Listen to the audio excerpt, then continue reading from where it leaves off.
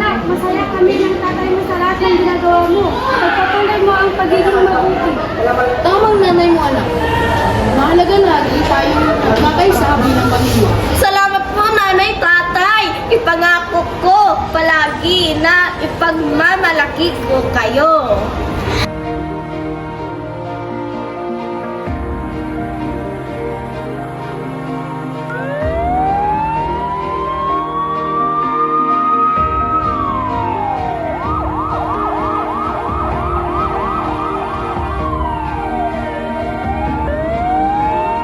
Magandang hapon sa ating lahat mga kababayan.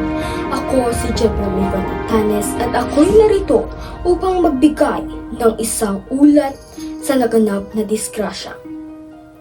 Dakong alas 3 ng hapon sa Vigan City, may isang aksidente ang nangyari kung saan ang isang sasakyan ay nawalan ng preno.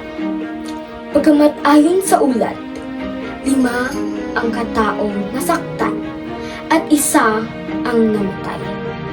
Guys, tayo na. 8:12 3:13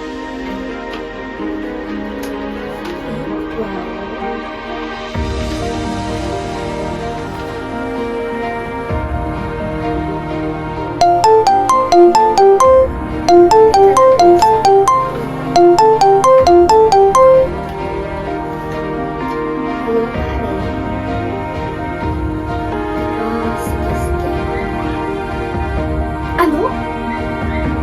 Disgrasya sila Mara at Hana. Hindi na lang. Kailangan mo ng tulong ng anak nila.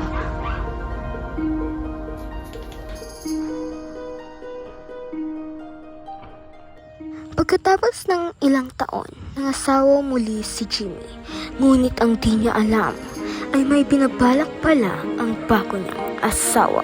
Habang naglilinis si Jeremy, dumating si Ang Susan. bagal-bagal mo.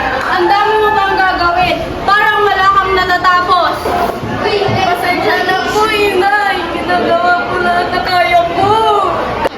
Kaya mo? Hindi mo kaya. Ang tamad-tamad mo. Tama si Mami. Dapat di ka na tinutulungan ng daddy. Ngunit ang hindi alam ni Susan ay nasa labas si Jimmy.